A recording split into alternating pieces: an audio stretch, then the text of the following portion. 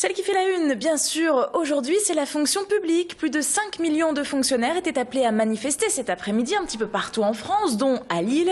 La manifestation est partie de la porte de Paris. Il y avait entre 1000 et 2000 profs ou encore des employés des collectivités locales rassemblés pour défendre les emplois ou encore les salaires. Notre journaliste Adélaïde Bollard s'est rendue sur place, bien sûr, cet après-midi pour récolter quelques témoignages. Un syndicaliste nous résume un petit peu les diverses revendications. Écoutez.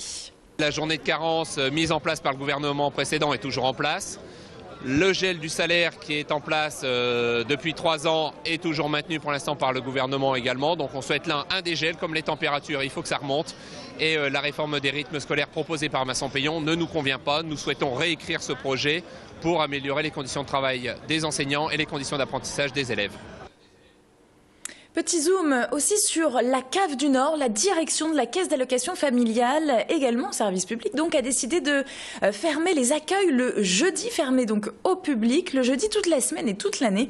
Objectif, rattraper le retard des dossiers en attente. La CAF reçoit plus de 10 000 courriers par jour. Autre chiffre aussi, 2500 nouvelles demandes de RSA sont envoyées par mois. Alors il y avait des manifestants cet après-midi de la CAF du Nord. Je propose d'écouter justement une d'entre eux au micro toujours de Adélaïde Bollard.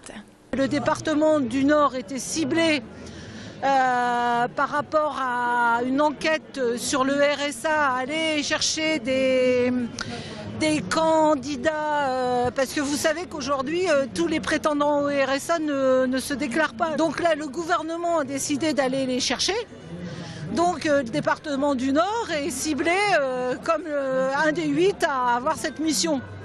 Donc ça va faire du travail en plus. Bon, on ne va pas se plaindre qu'il y ait trop de travail, mais il n'y a pas assez de personnel.